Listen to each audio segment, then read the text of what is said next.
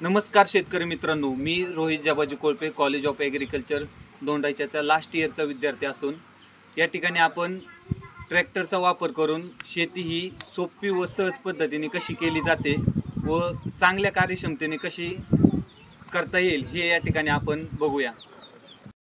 चला तर आपण पुढे ट्रॅक्टरचे पार्ट पाहूयात। हे स्टीअरिंग आहे। स्टीअरिंगचा खरं तर वापर या ठिकाणी ट्रॅक्टरची डायरेक्शन चेंज करण्यामध्ये वापरला जातो। त्यानंतर हा क्लच आहे।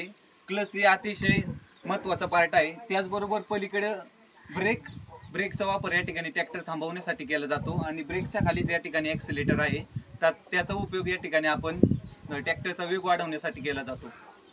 चालू करण्यापूर्वी सर्वप्रथम या ठिकाणी इंधन आणि पाणी या ठिकाणी चेक करून घेणे। त्याचबरोबर या ठिकाणी आपण ट्रॅक्टर न्यूट्रल करून घेणार आहोत। न्यूट्रल ट्रॅक्टर झाल्यानंतर या ठिकाणी क्लच वरती या ठिकाणी ब्रेक द्यायचा आहे। त्याचबरोबर ट्रॅक्टर या ठिकाणी चालू करायचा आहे।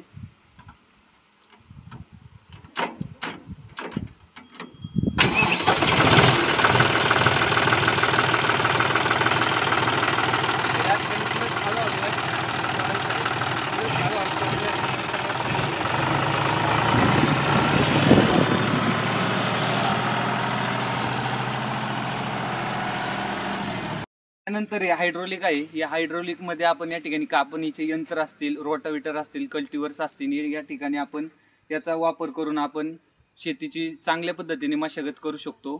आणि शेतकरी बांधवांना या ठिकाणी माझी विनंती आहे की आपण ट्रॅक्टरचा जास्तीत जास्त वापर करून आपल्या शेतीतील कामे ही सोपी आणि साध्या पद्धतीने करून घ्यावीत आणि आपला वेळ या ठिकाणी वाचवा। धन्यवाद।